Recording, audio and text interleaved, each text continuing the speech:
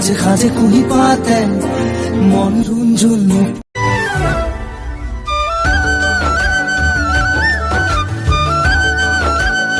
Hello' বন্ধুসকল, স্বাগতম জনাইছোঁ মোৰ নতুন এটা ভিডিঅ'ত। কিনো কম দুখৰ কথা, থাম্বনেল দেখি গম পাইছেই চাগে।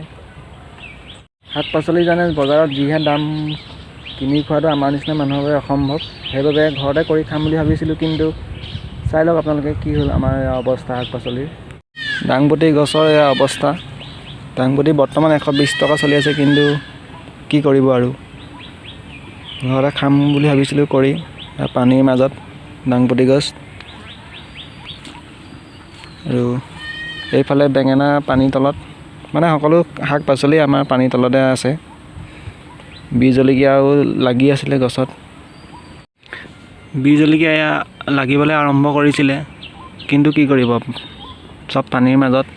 এইফালে বেঙেনাও লাগি আছে, গছ চব মৰি শেষে হ'ব চাগে। বীজ জলকীয়াবোৰ অলপ নি পেলাই এঠাইত ৰুইছোঁ, দেখুৱাম আপোনালোকক। আৰু এইফালে ৰঙালাও গছো পানীৰ মাজত।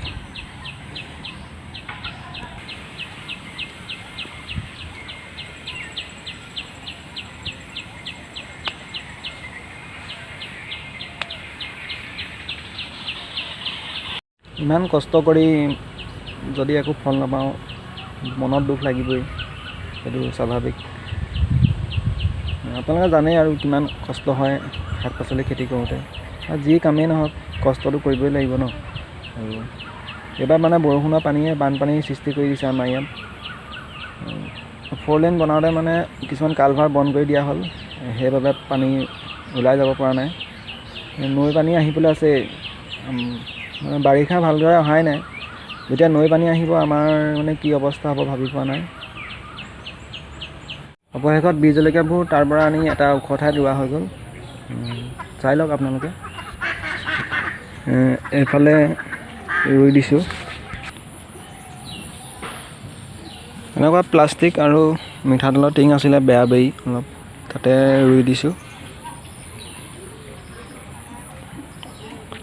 এতিয়া পানী হ'লেও একো টেনশ্যন নাই। এয়া চাই লওক, বীজ জলকীয়া বহুতেই ডাঙৰে হৈ গৈছিলে। গছবোৰ বাচেনে নাবাচে পিছত দেখা যাব আৰু। এতিয়া বৰ্তমান এনেদৰে ৰোৱা হৈছে। বীজ জলকীয়া আপোনাৰ ৰুইছিলোঁ মই 150 জোপা ওপৰত ৰুইছিলোঁ, কিন্তু চব মৰি গ'ল। এতিয়া 15-20 জোপামান আছেগৈ আৰু। কিন্তু আমাৰ ফালে কোন আহিলে, চাওঁ চাওঁ চাওঁ। অঁ, এইটো ভাঙিন, চাওঁ। টুকলু টুকলু টুকলু টুকলু। কিছুমানক আৰু পঠিয়াই দিম আৰু, ভাইটি ৰাখি থ'ম, হ'ব নাই? এতিয়াবা কিছুমানক নলয় আমাৰ। এতিয়াবা কিছুমানক নলয় মাকে, ভাইটিক ল'ব, ভাইটিক। মোৰ চেনেলটো যিহেতু ব্লগ চেনেল হয়, মোৰ লাইফত কি ঘটি আছে মই সেইটোকে দেখুৱাবলৈ চেষ্টা কৰোঁ। ভিডিঅ'বোৰ যদি ভাল পাই চাই কমেণ্ট কৰিব আপোনালোকে। আৰু এইটো ভিডিঅ' ইয়াতে সমাপ্ত কৰোঁ। যদি ভিডিঅ'টো চাই ভাল পালে এটা লাইক কৰিব, আৰু যিসকলে মোৰ চেনেলটো নতুনকৈ চাই আছে চেনেলটো ছাবস্ক্ৰাইব কৰি দিব। লগ পাম এটা নতুন ভিডিঅ'ৰ লগত। চিল ডেন টাটা, বাই বাই।